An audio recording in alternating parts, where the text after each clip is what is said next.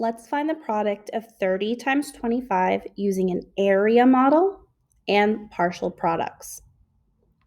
30 times 25. We know using an area model, we're going to label our rectangle with a length and a width. When we multiply the length times the width, we will get the inside area. We have a length and a width. When we multiply those numbers together, we'll get our area or the product, the answer to our multiplication sentence. So let's label this rectangle. I'm going to start off with my first number, 30. 30 is the length of one of the sides of my rectangle.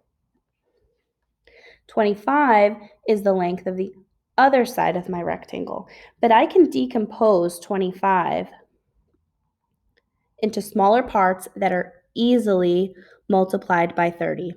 I'm going to decompose 25 into a 20 plus a 5. So I'm going to make my length 20 and another part of my length of 5.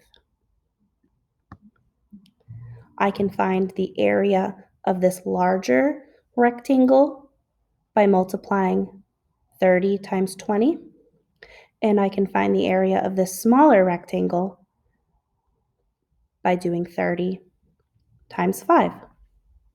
So let's get started. 30 times 20.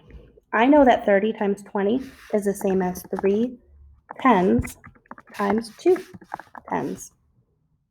And 3 tens times 2 tens equals 6 hundredths. So the area of this larger rectangle is 600. I can record this partial area, 600, over here. What I just did was 3 tens, right, 30, multiplied by these 2 tens, and I got 600. So let's record 600 under my partial products. Make sure to keep your place values lined up. I have my ones all in line, my tens, and then my hundreds. So this is the area of my larger rectangle. Let's find the area of this smaller rectangle. To do that, I'm going to do this length, which is 30, and the width, 5. 30 times 5. I know 30 times 5 is the same as 3 tens times 5 ones. And 3 tens times 5 ones is 15 tens. I know 15 tens is 150. Let's see what that looks like over here using our partial products. We just did the 3 tens times our 5 ones, and we got 150. So let's add that down below, keeping our place values lined up. 150. Now I know to find the total area of this rectangle, I'm going to add up these partial areas, 600 and 150.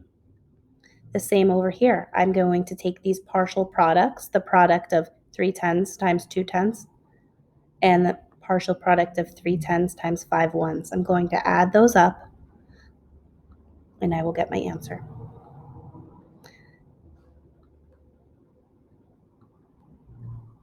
So I know that 25 times 30 is 750.